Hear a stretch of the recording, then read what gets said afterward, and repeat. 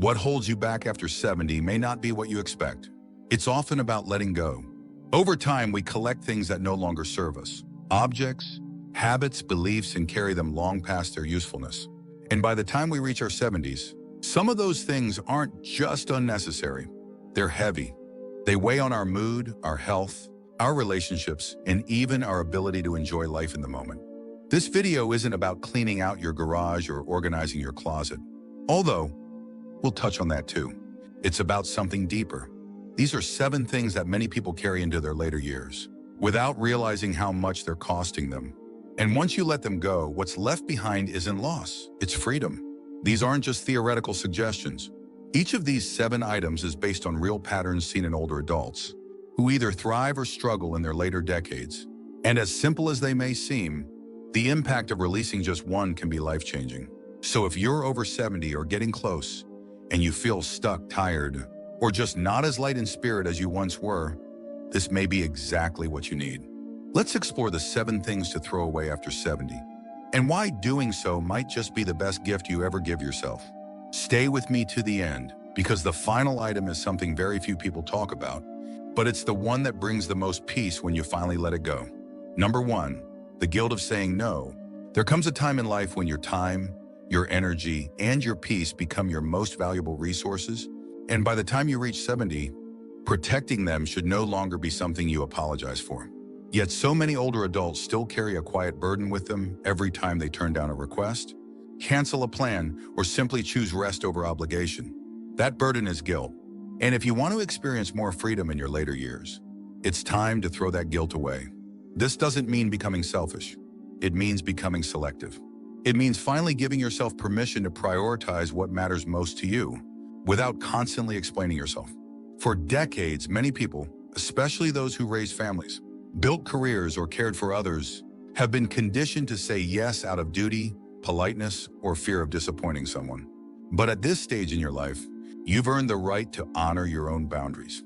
Think about someone like Carol, age 74. After her husband passed, she found herself being pulled into every church event, family gathering, and neighborhood committee, not because she wanted to, but because she didn't want to seem ungrateful. She said yes to everything, even when it left her exhausted. It wasn't until she quietly declined a weekend trip and spent that time painting alone in her kitchen, something she hadn't done in years, that she realized how little space she'd left for her own joy. Saying no is not a rejection of others. It's a recognition of yourself.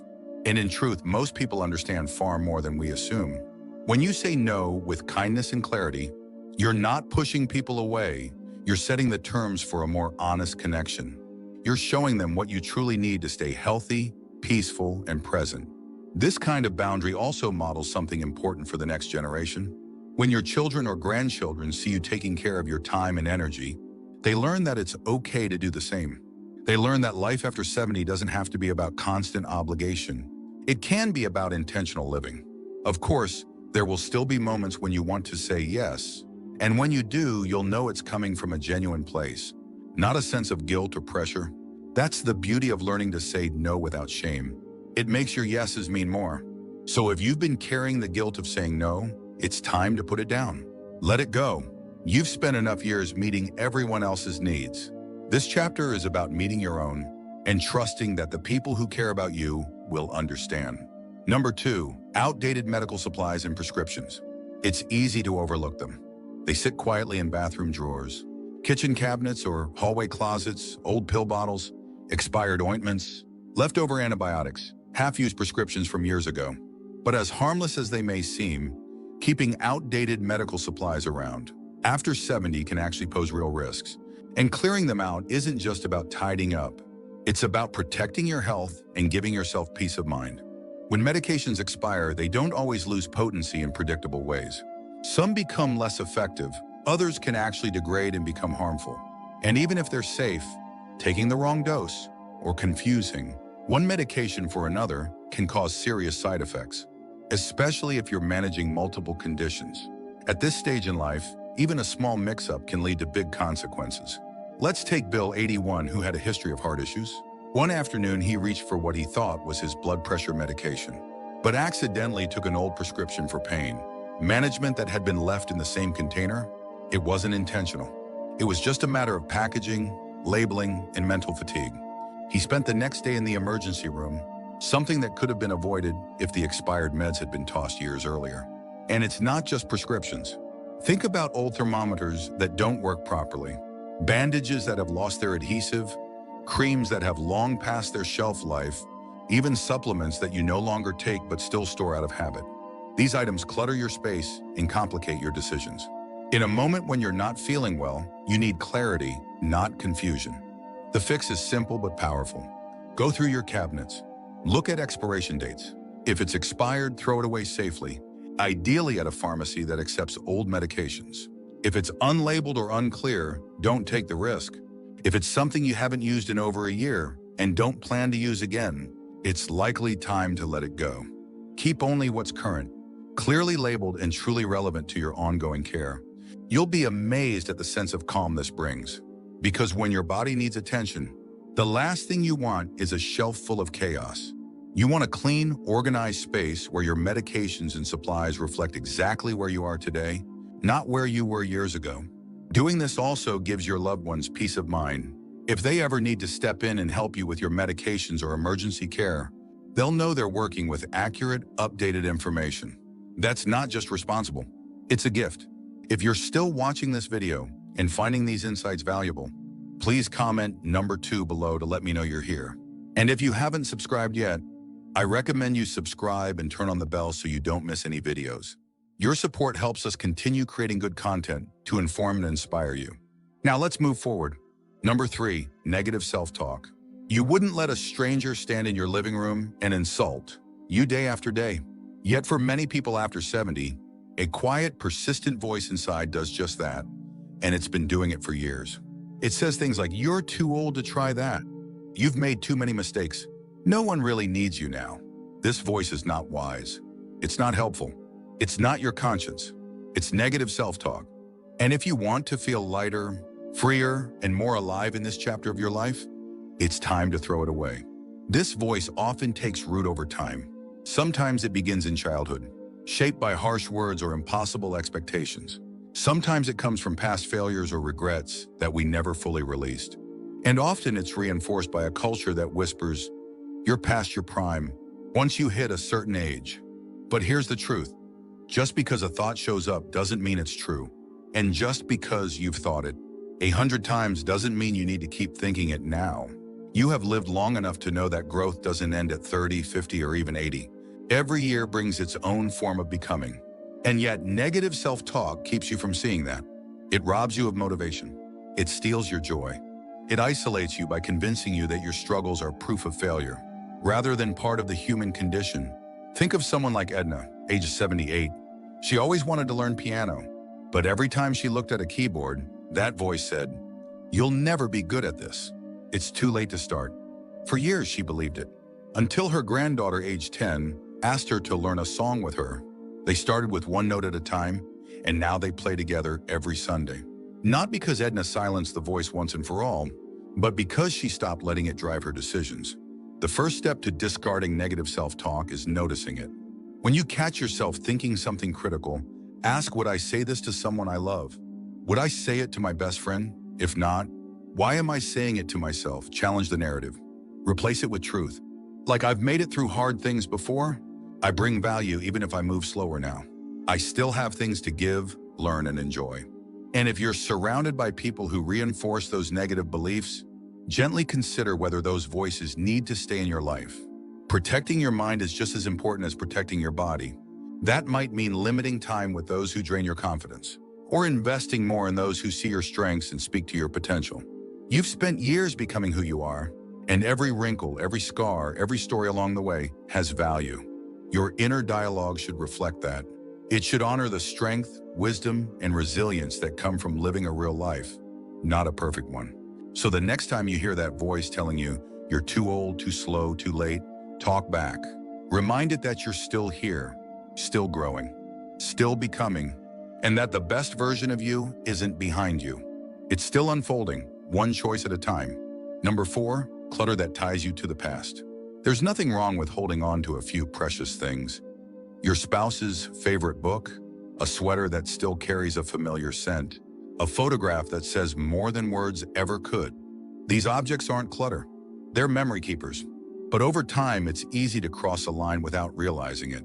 Closets fill with clothes that haven't been worn in 20 years. Cabinets overflow with holiday dishes never used. The basement becomes a museum of old electronics, furniture, or hobbies you gave up decades ago.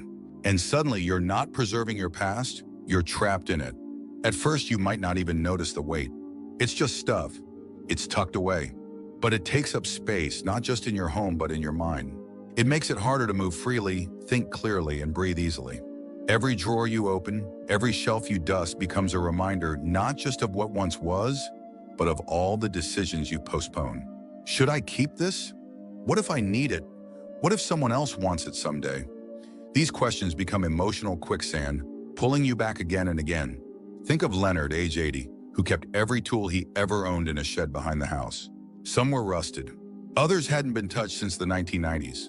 They reminded him of his working days, the garage he built with his brother, the pride of fixing things himself. Letting go felt like letting go of his identity. Until one day his grandson asked to help clean out the shed. They went through every drawer together. Leonard told stories, passed down a few favorite tools, and let the rest go. What remained wasn't just a cleaner space, but a sense of peace and a new kind of connection. Letting go of physical clutter doesn't mean erasing your history. It means curating it, choosing what truly reflects who you are and want to be, rather than holding on out of habit, fear, or obligation.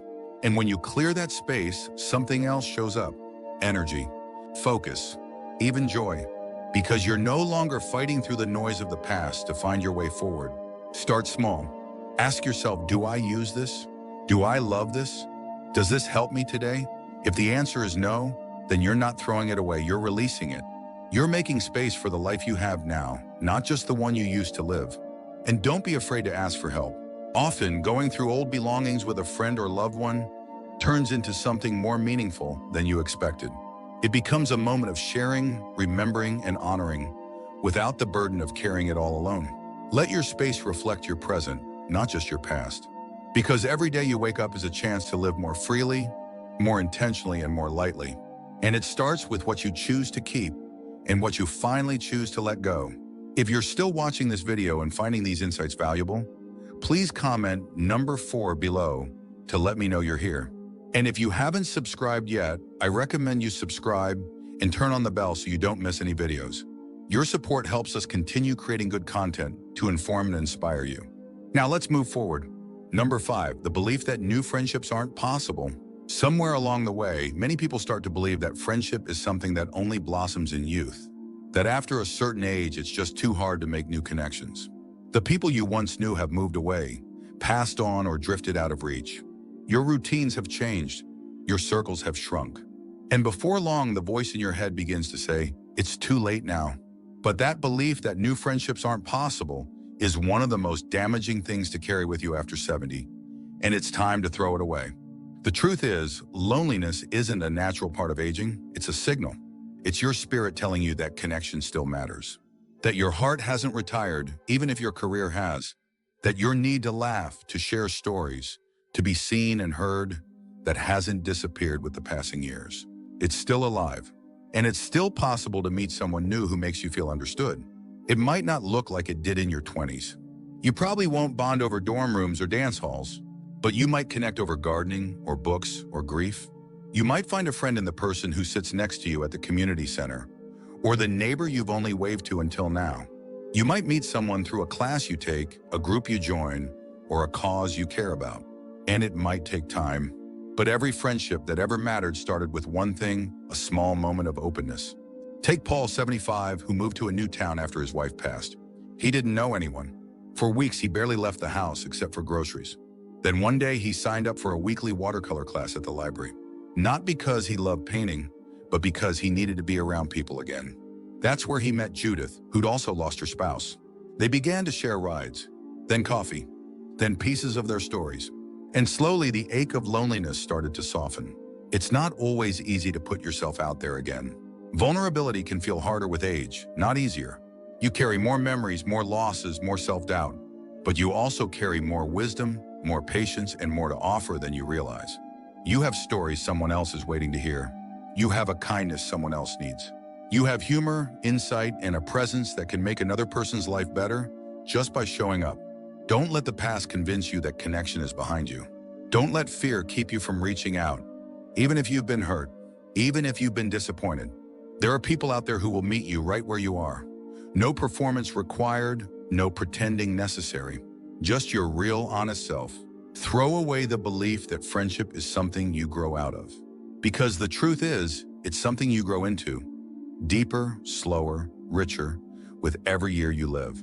And sometimes the most meaningful bonds are the ones you never expected, formed at a time when you thought your heart had already learned all it could. Number 6, expired goals that no longer serve your life. There's a quiet kind of pressure many people carry into their later years. A list of goals they never reached, dreams they never fulfilled, expectations they never lived up to. And even at 70 or 80, that pressure can linger. It sounds like, I was supposed to write that book. I should have gone back to school. I never did start that business. These thoughts sit in the corners of your mind, taking up space like unopened mail. But here's the truth, not every goal was meant to be permanent. Some were only meant to guide you for a season. And after 70, one of the most freeing things you can do is throw away the ones that no longer fit your life. This isn't about giving up. It's about letting go of the weight of outdated expectations, especially the ones that were never truly yours to begin with. Some goals were handed to you by others. Some were shaped by your circumstances at the time, and some were rooted in who you used to be, not who you've become. Holding on to them too tightly can make you feel like you're falling short, even when you're exactly where you need to be. Think of Ruth, 79, who spent decades believing she needed to travel the world to feel accomplished. It was something she'd always said she would do when she retired. But life had other plans. Her health changed. Her finances changed. And for years, she felt like a failure for not booking that ticket. Until one day, sitting with a cup of tea and a friend on her front porch, she realized what she really wanted wasn't stamps and a passport. It was stories, beauty, connection. And she already had that right where she was. Letting go of expired goals isn't about settling. It's about realigning. It's about asking, what matters most to me now? What gives me joy in this season of life? What kind of legacy do I want to build? Not out there, but right here. And when you ask those questions honestly, you might discover that your real goals have shifted. Maybe now your goal is to enjoy your mornings slowly, to mentor someone younger, to write a letter to each of your grandchildren, to volunteer, to learn a new skill, or simply to be present with the people who love you. None of that means your past ambitions were meaningless. They served you. They stretched you. But if they no longer fit the shape of your life, it's okay to lay them down. To honor what they taught you and make space for new intentions, ones that reflect your current needs, your current strengths, your current joy. You are not the same person you were at 40 or 60, and that's a beautiful thing. Growth means change. Change means reassessment. And reassessment means permission to shift your focus, reimagine your future, and release anything that no longer supports your peace. If you're still watching this video and finding these insights valuable, please comment number 6 below to let me know you're here. And if you haven't subscribed yet, I recommend you subscribe and turn on the bell so you don't miss any videos. Your support helps us continue creating good content to inform and inspire you. Now let's move forward. Number 7, the fear of death. Of all the things people carry into their 70s and beyond, this one might be the heaviest. Not because it's loud or obvious, but because it's so often hidden, tucked behind jokes, deflections, or uneasy silence. The fear of death is something many of us feel, but few of us speak about openly. And yet it colors so much of how we live. It makes us anxious about our health, hesitant to plan for the future, and unsure of how to talk about what we want, need, or hope for. But after 70, one of the most profound acts of emotional freedom is this: to throw away the fear of death, not by denying it, but by making peace with it. This doesn't mean you won't feel afraid sometimes. You will. That's part of being human. But fear doesn't have to run your life, and it certainly doesn't have to define your final years. What you may discover is that once you stop avoiding the topic, it starts to lose its power over you. Talking about death, thinking about what matters most, making plans for how you'd like to be remembered, these things don't bring despair. They bring clarity. They bring peace. Consider James, 83, who avoided writing a will for years. The very idea of it made his chest tighten. But after a health scare, his daughter gently brought it up. They sat down together. He made his wishes known. He chose his words carefully. And afterward, he felt something unexpected relief. He said, "I thought it would make me feel closer to death, but it actually made me feel more alive. I finally felt ready to enjoy my time without all that worry hanging over me." Letting go of the fear of death is not about pretending we're invincible. It's about recognizing that life has always been uncertain and always will be. But within that uncertainty, we still get to choose how we live. We get to choose to be present, to make our days count, to express love freely, give generously, and laugh without hesitation. We get to talk to our families about our values, our memories, and even our hopes for the days after we're gone. And we get to remember that death is not the opposite of life. It's the partner of life. One gives meaning to the other. You don't have to be fearless. You just have to be willing to face the truth with honesty, to prepare with courage, and to live with intention. When we release the fear of death, something remarkable happens. We stop watching the clock.